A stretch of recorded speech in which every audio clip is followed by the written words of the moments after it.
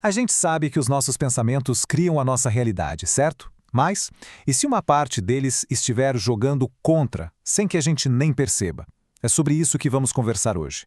Vamos mergulhar numa forma de identificar esses pensamentos que nos limitam para, quem sabe, começar a transformar o nosso mundo de dentro para fora. E isso já nos joga direto para a grande questão que vai guiar toda a nossa análise de hoje. O que é que os nossos pensamentos estão, de fato, construindo na nossa vida a cada momento? Olha só o nosso roteiro para essa jornada. Primeiro, vamos entender o que são esses pensamentos de desamor. Depois, vamos ver os sinais de alerta emocionais, a perigosa armadilha da culpa e muito mais. É um kit de ferramentas bem prático. Então, vamos começar pelo começo. O que exatamente significa desamor nesse contexto? Olha, talvez não seja bem o que parece à primeira vista. A definição é bem direta. Um pensamento de desamor é basicamente qualquer ideia que vai contra o valor, a dignidade inerente de alguém. Pode ser um pensamento que nos diminui ou um pensamento que diminui o outro. É simples assim. Tá, mas como é que a gente pega esses pensamentos no pulo, se eles são tão automáticos? A resposta, e isso é genial, está em usar as nossas próprias emoções como um tipo de sistema de alarme. E aqui vem a virada de chave, sabe? As emoções difíceis, a raiva, o medo, elas não são o problema em si. Elas são a sirene. Elas são um sinal luminoso piscando para avisar que o nosso pensamento se desviou da nossa essência. E existem 3 emoções que são como os alarmes principais: a raiva, o medo e a insegurança. Sempre que uma delas aparece, pode apostar. Existe um pensamento de desamor agindo ali por trás, nos bastidores da mente. Agora, dentro desses sinais de alerta, tem um que é especialmente poderoso, e eu diria até traiçoeiro. Vamos falar da culpa. A fonte que estamos analisando é bem categórica, chega a ser chocante. A culpa é o inferno. É uma frase muito forte, né? Vamos parar para pensar um pouquinho. Por que usar uma palavra tão extrema assim? É porque a culpa é vista aqui como um pensamento que nos aprisiona de verdade. Ela funciona jogando a responsabilidade para todo lado, para a gente ou para os outros. E, no fim, só serve para nos manter presos num ciclo de sofrimento sem paz.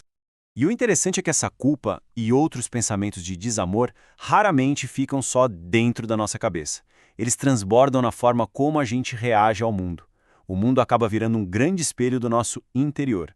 A ideia aqui, uau, é bem radical. Basicamente, toda vez que a gente julga alguém com muita dureza, o que estamos vendo não é outra pessoa, é um reflexo dos nossos próprios pensamentos de desamor projetados nela.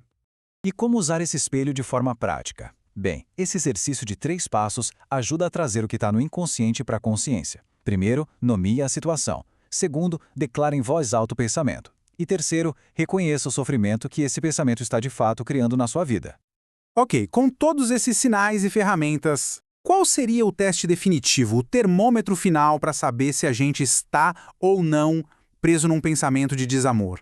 A resposta é surpreendentemente simples. É uma escolha entre 2 estados. De um lado, a paz, que está alinhada com a verdade, com a salvação. Do outro, a falta de paz, que é o reino da ilusão, do desamor e, claro, do sofrimento. Pensem bem nisso.